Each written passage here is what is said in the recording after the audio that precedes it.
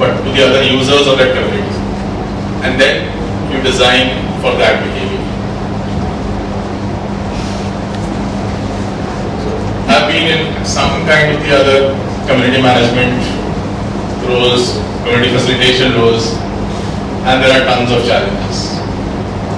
There are challenges which depend from, my first group of users has different needs than the late adopters and the laggards who have come into the community. Each of them has a different experience level with the community. Each of them has a different ownership level of that community.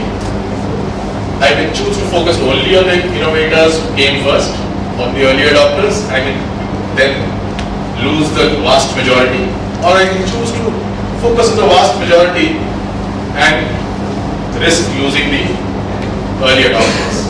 Early adopters can say, okay, our views are no longer needed as how this community runs, and we will move on. As a matter of example, I was among the first 20,000 people to register on LinkedIn. So when Reid Hoffman started it, somebody from the US sent me an invite. I joined LinkedIn, and I realized there were groups about LinkedIn on Yahoo groups.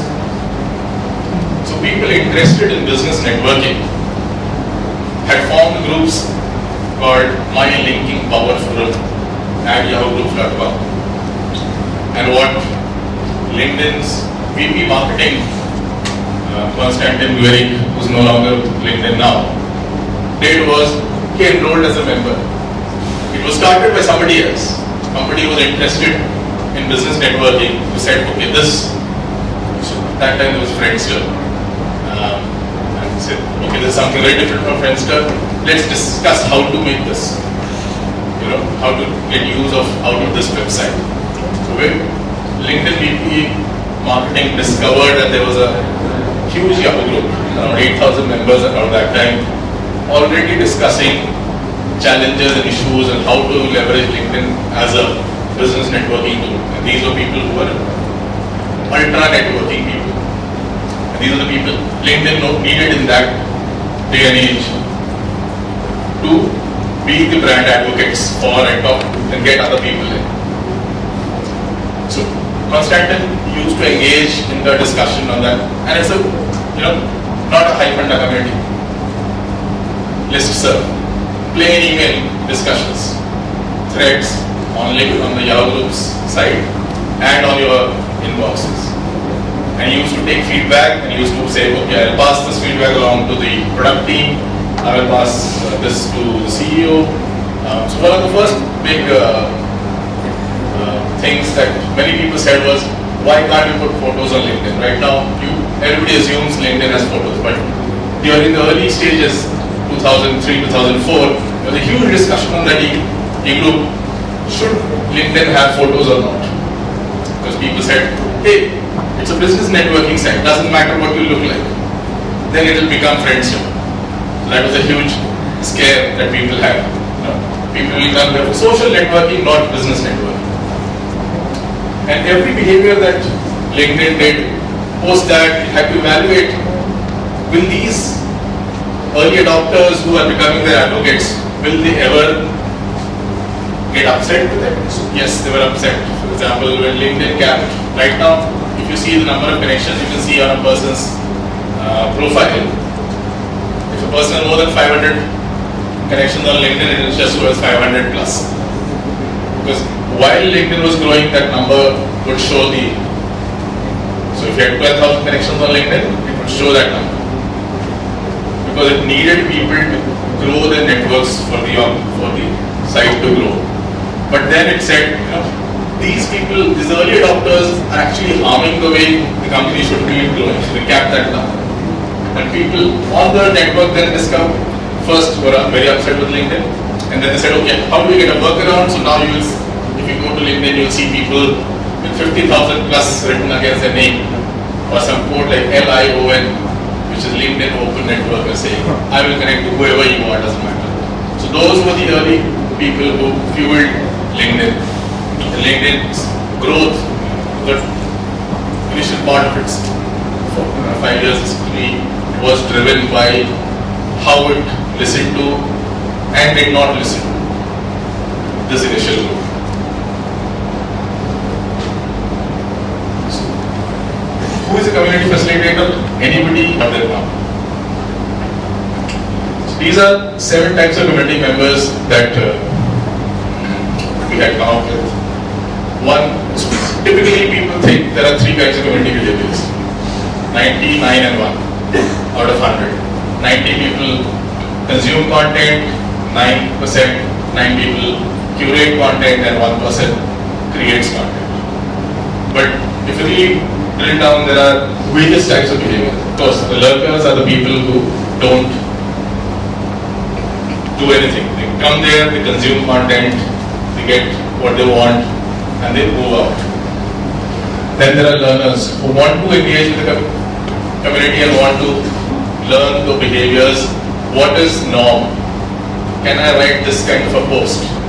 How will the other person, how will the other community members, is there a vote down, vote up button? How will they respond if I put this quote? So these are people who are exploring, creating content. These are connectors.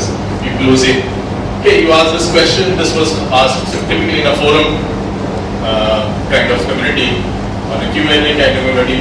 Don't ask this question, this has already been answered some months ago at this site, at this part of the, or who would connect people to people saying, hey, you guys have a share, same passion, why don't you guys connect directly? So this is actually a community facilitator role played by somebody within the community, or connect people to interesting documents.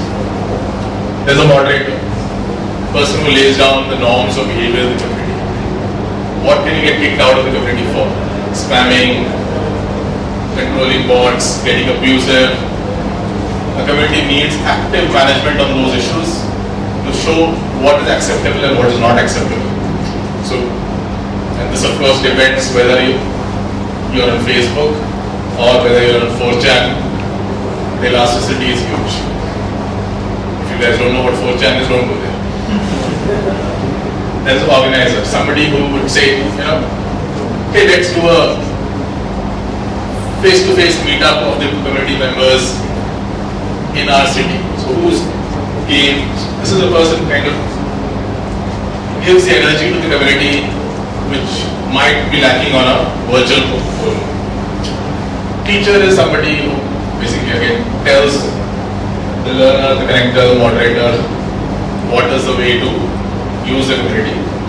And the super user is your highly engaged user who creates the most number of content, curates the most, gives back more to the community. So obviously he or she is getting something back.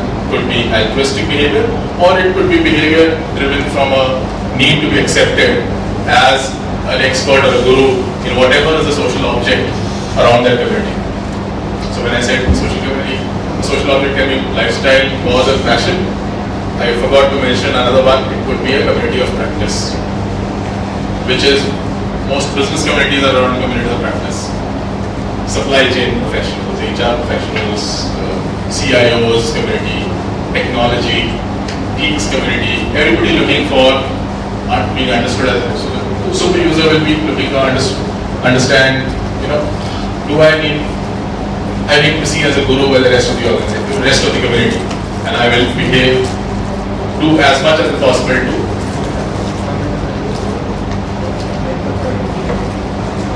So the secret to making a community successful is, it's not something out there. A business in the community, if you choose to go the community way, cannot be something that's divorced from the business. It has to be an active part of the business. Management and the facilitation of the community has to be done, and you have to believe that you're not out there created something for others. You are part of that community. So if I create a blogging community, I won't see myself as the community moderator. I'll see first myself as a blogger and then say, okay, I'm also a member of this community, but I have created a community for my friends. That mindset needs to come to really actually make a community successful. Otherwise, it will always be like the LinkedIn, because did start that community, it always felt it was users out there. So essentially was dependent on Konstantin's credibility with the group to make that group successful. When Konstantin left and started his own startup, LinkedIn's credibility with the group died down because nobody else was out there engaging with the community. So that was my presentation. I hope I didn't take up too much of your time. Feel free to connect. I'm on Twitter.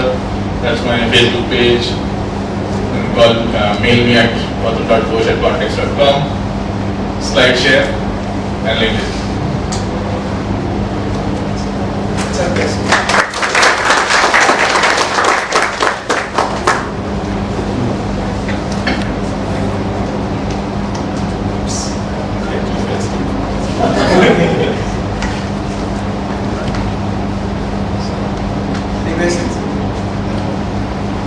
It's okay.